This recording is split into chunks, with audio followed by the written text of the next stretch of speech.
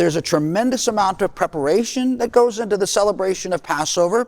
You might recall from the gospel accounts, Jesus even sent Peter and John ahead of him into the city of Jerusalem, saying, "Go prepare the Passover that we may eat." Now, this preparation involves many different things, but most significantly, doing exactly what we read about in Exodus chapter 12. We were to cleanse our houses of all leaven, anything with yeast in it. Of course, today that means that all your Krispy Kreme donuts, all your wheat bread, it has to go.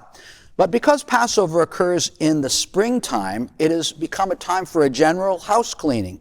And in the very Orthodox or traditional Jewish home, mom begins weeks in advance cleaning floor to ceiling. There's even a whole different set of dishes put out for use at Passover. But we have a problem.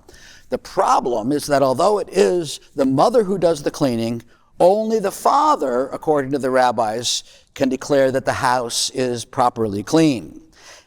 You can see what kind of a problem we have.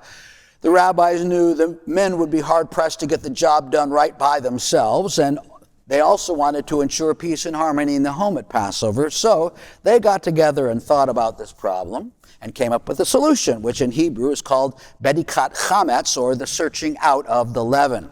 Here's how it works. Night before Passover, mom, having cleaned the house, will take a little bit that's left over, maybe crumbs from the toast they had for breakfast, something with yeast in it, and she hides it somewhere in the house.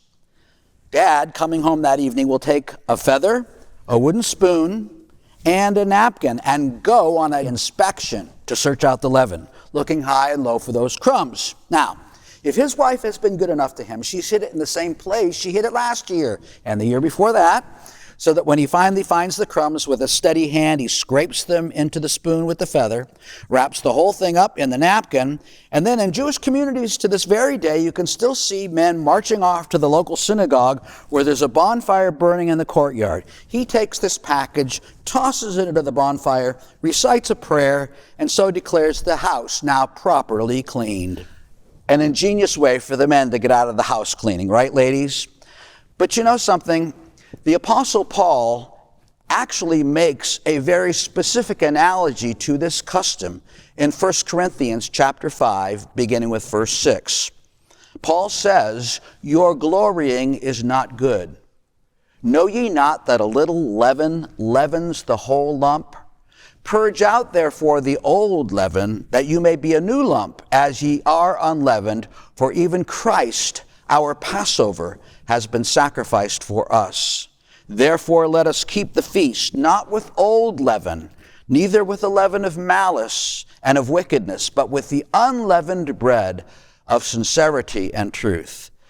And so we see from that passage that leaven is not simply something with yeast in it. In the Bible, leaven is a symbol of sin.